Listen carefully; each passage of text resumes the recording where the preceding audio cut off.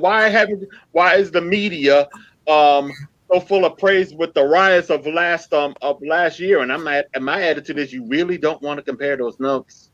Right. I mean, you said that we were burning down our own neighborhoods, and I'm saying you killed your own people.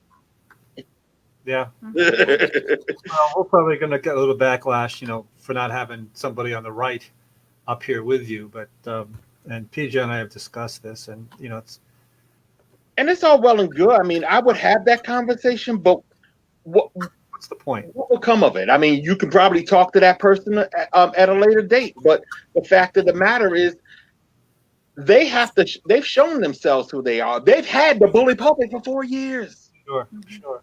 And my position is that we do have an obligation to present the truth, And but that's what we're doing, and you can't come on and say, oh, the election was stolen and Trump won by a landslide, because that's just not true.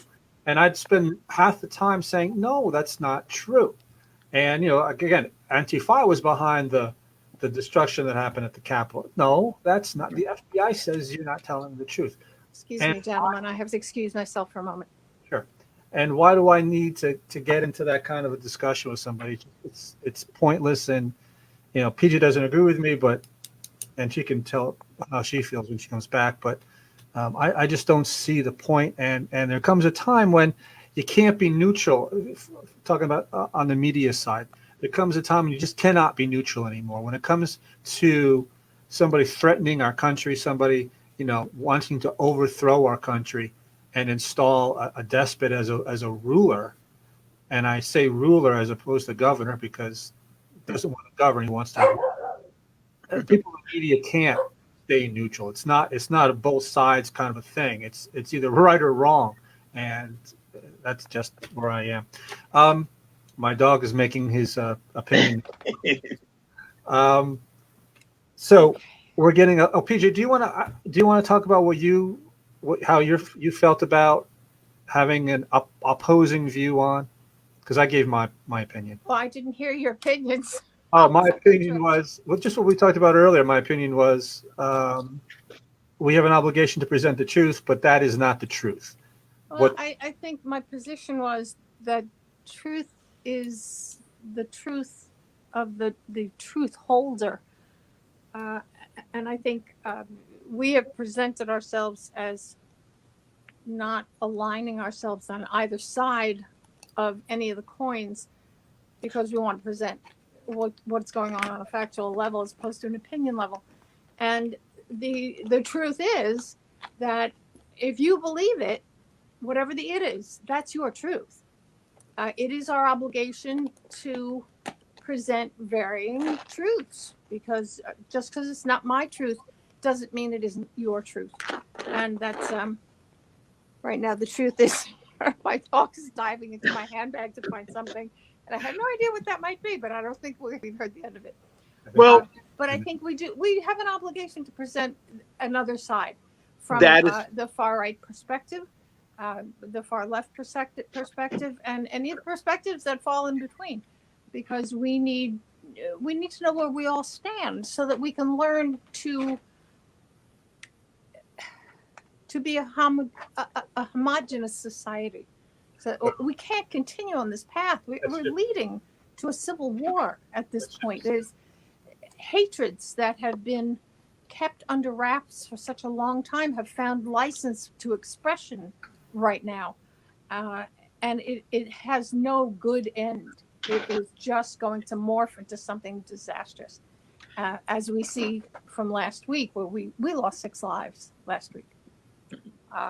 Again, my perspective is we have to tell all sides of whatever the tale is. And Darryl, you're the first in line. Well, there's been so much question as to exactly what is Antifa. I wanted you to enlighten people, because you are on the inside track of what exactly that is. Yeah, and fair enough. And my feeling is, I have those conversations with folks on the other side all the time. Mm-hmm. And it's not a problem to have those conversations. I probably would push back a little bit on people having their truths versus me having my truth, or what have you, only because, as I said in this documentary, Mhm. Alt-Right Age of Rage, no matter if you're on the left or on the right, truth is going to do what truth does. You may be entitled, you are entitled to your own opinions, but you are not entitled to your own facts. And when you have to deal with somebody trying to tell you that Antifa started all the nonsense last week, or Antifa set these forest fires, or Antifa tore down these buildings, um, you do have to push back on that. You do have to recognize it as being a lie. And if a person is going to come on a program, or get into a discussion, let's be fair. If a person wants to have a discussion that starts off there, it's not going to be much of a discussion. The person is making things up as they're going along. So whatever it is you're saying doesn't matter.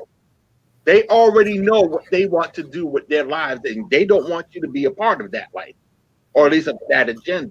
Mhm. Like I said, I talked with the Proud Boys quite a few times, and the one thing that you have to remember when you're dealing with the Proud Boys is Proud Boys lie.